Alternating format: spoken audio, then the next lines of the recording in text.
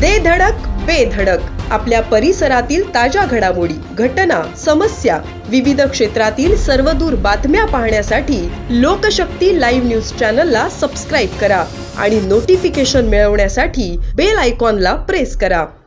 अलिबाग रेवस रस्त्यावरील Simon colony येथे घरावरून चालू असलेल्या न्यायालयीन वादावरून पोलीस ठाण्यात तक्रार दाखल केल्याचा राग मनात धरून हसीम हुसेन मंसूरी वय वर्ष 51 व अमीना हसीम मंसूरी वय वर्ष 47 यांना जबर मारहाण करण्यात आली।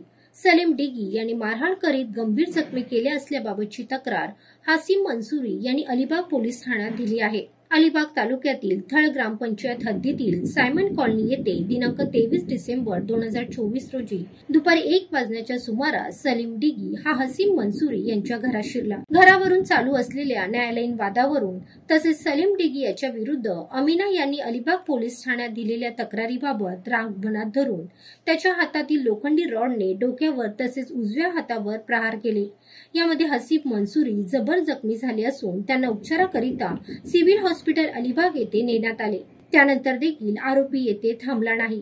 सलीम डिगी यांनी हसीम हुसेन मंसूरी यांची पत्नी अमीना हिच्या सुद्धा उजव्या पायावर, डाव्या हातावर व डोक्यावर लोखंडी रॉडने प्रहार करीत दुखापत केली। याबाबत अलिबाग पोलीस ठाण्यात गुन्हा दाखल करण्यात आला असून अधिक तपास पोलीस हवालदार सागर राऊत करीत आहेत। या प्रकरणी हसीम व पत्नी अमीना यांना न्याय मिळावा यासाठी शिवसेना महिला पदाधिकारी व कार्यकर्त्या रस्त्यावर उतरल्या होत्या। आरोपीला कठोरात कठोर शिक्षा व्हावी अशी मागणी त्यांनी पोलिसांकडे केली आहे।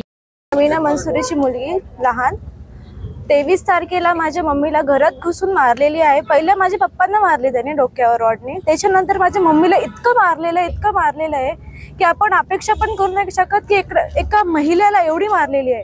दोन्ही पाय तुटलेत, मम्मीच्या हात तुटलेला आहे, डोक्यावर 60 टाके पडलेत। ह्याचा न्याय भेटायला पाहिजे, फक्त एवढंच विनंती आहे, अजून काय नाही। पण घरात कोण घुसून एवढा मारतो हे पटत नाही आहे आणि कसं म्हणजे माणूस असेल तो हे पण सांगू शकत नाही आपण, पण त्याला कठीण ते कठीण सजा भेटायलाच पाहिजे, हेच विनंती आहे आमची। आम्ही पण सेफ नाही आहेत ना, पुढे गेल्यावर काही करू शकतो तो आमच्यासोबत, आम्ही सेफ फील करत नाही आहोत आणि त्याला कठीण तो कठीण सजा भेटायलाच पाहिजे। 23/12/2024 रोजी वायशीतला सायमन कॉलनीमध्ये एक पूर्व वैमनस्यातनं म्हणूया तिथे मारहाणीचा प्रकार झाला। त्यातील पहिले त्या महिलेच्या नवऱ्याला मारलं गेलं, तो उपचारासाठी बाहेर गेला तर त्या इसमाने महिलेला लोखंडी रॉडने मारलं, तिला इतकं मारलं की आज ती व्हेंटिलेटरवर आहे। म्हणजे आणि तिचा निषेध करण्यासाठी किंवा त्या प्रवृत्तीचा निषेध करण्यासाठी आम्ही आज मोर्चा काढलेला आहे। तिथल्या सगळ्या महिलांचं असं मागणं आहे की उद्या आम्ही घरामध्ये आहोत आणि जर एखाद्या घटनेतून जर मारामारी झाली तर आम्ही पण सुरक्षित नाही आहोत ना, आम्हाला पण इतकं मारलं जाते अमानुषपणे।